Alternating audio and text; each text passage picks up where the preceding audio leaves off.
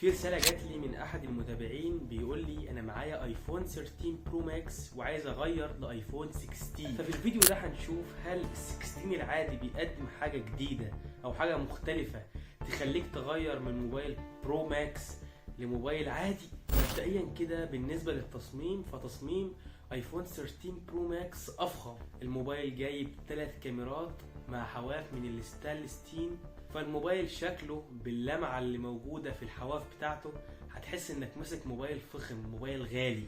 على الجانب التاني ايفون 16 جايب تصميم انا شايفه عادي، جايب كاميرتين فوق بعض مع حواف من الألمونيوم. وليه الألمونيوم؟ لأن شركة أبل بتسترخص في الموبايلات العادية. من حيث الحجم في ايفون 13 برو ماكس حجمه أكبر، جاي بحجم 6.7 ايفون 16 جاي بحجم 6.1 انش. في هنا ميزة موجودة في ال 16 العادي مش موجودة في ال 13 برو ماكس، كاميرا كنترول. ممكن عن طريق الكاميرا كنترول انك تفتح الكاميرا، تتحكم في الكاميرا.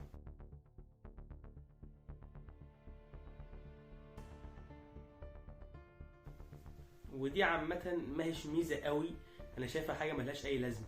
بالنسبة للتصميم الامامي في ال 13 برو ماكس جاي بالنوتش القديمة، و 16 العادي جاي بالديناميك ايلاند، ودي برضو اذواق. انا بصراحه يعني الاتنين حلوين بالنسبه لي. بالنسبه للشاشه والالوان والفرجه على فيديوهات فدقيقا الشاشه واحده من حيث الالوان، ولكن هنا ال 13 برو ماكس بيدعم البرو موشن ديسبلاي او معدل تحديث الشاشه اكبر، بيوصل ل 120 هرتز. على الجانب الثاني ال 16 العادي اخره 60 هرتز بس، ودي طبعا حاجه هتفرق معاك في الالعاب، في الاستعمال الطبيعي، في سرعه الموبايل. شاشه ال 16 العادي بيوصل سطوعها تحت اشعه الشمس ل 2000 نيتس، ودي حاجه هتفرق معاك في استخدامك للموبايل تحت اشعه الشمس او في الاضاءه العاليه. على الجانب الثاني ال 13 برو ماكس شاشته بيوصل سطوعها ل 1200 نيتس بس. وانا هنا عامه لو معروض عليا ان انا اخد شاشه سطوعها عالي جدا او ولا اخد شاشه بريفريش ريت 120 هرتز، انا هختار ال 120 هرتز.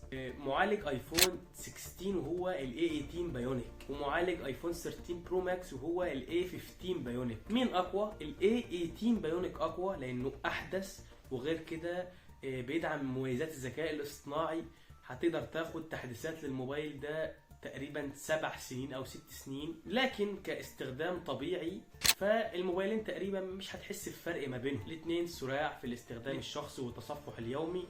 انت بتتكلم عن موبايلات من شركه ابل، فالموبايلات كده كده سريعه. من حيث تجربه الالعاب فالموبايلين هنا برضو زي بعض، بس انا بفضل ايفون 13 برو ماكس لان الشاشه بتاعته اكبر ومعدل تحديثها 120 هرتز، فانت بتاخد تجربه العاب بريفريش ريت عالي. بالنسبه للكاميرات فال 16 العادي بيصور بدقه 48 ميجا بكسل، ال 13 برو ماكس بيصور بدقه 12 ميجا بكسل. لكن هنا ال 13 برو ماكس بيدعم تصوير البرو ريز والبرو رو، ودي حاجه هتخليك تصور فيديوهات رو بكواليتي عاليه، ممكن في المونتاج بقى تلونها من غير ما تخسر اي كواليتي، ودي حاجه مش موجوده في ايفون 16 العادي.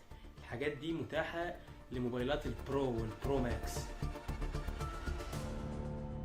لكن بعيدا عن كل الكلام ده انا بفضل كاميرا ال 13 برو ماكس لانه بيصور بورتريه افضل من ال 16 العادي، وانا بموت في الصور البورتريه. نيجي بقى كده للبطاريه. لو انت شاحن الموبايلين 100%، لو ال 16 العادي بيقعد معاك 8 ساعات مثلا سكرين اون تايم، فال 13 برو ماكس هيقعد معاك 14 ساعه او 15 ساعه زياده.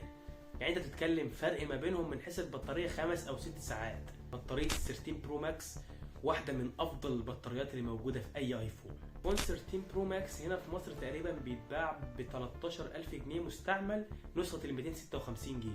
ال 16 بيتباع هنا في مصر جديد نسخه ال 128 جيجا بحوالي 51000 جنيه. بكل صراحه انا بميل لل 16 برو ماكس اكتر لان انا بحب الموبايل ده. بس لو اتكلمنا من حيث المنطق فال 16 افضل، جايب معالج قوي جدا، اقوى معالج في اي ايفون، بيدعم تحديثات لكذا سنه، اداء خارق، كاميرات جامده جدا. بس انا بصراحه بميل اكتر لل 13 برو ماكس.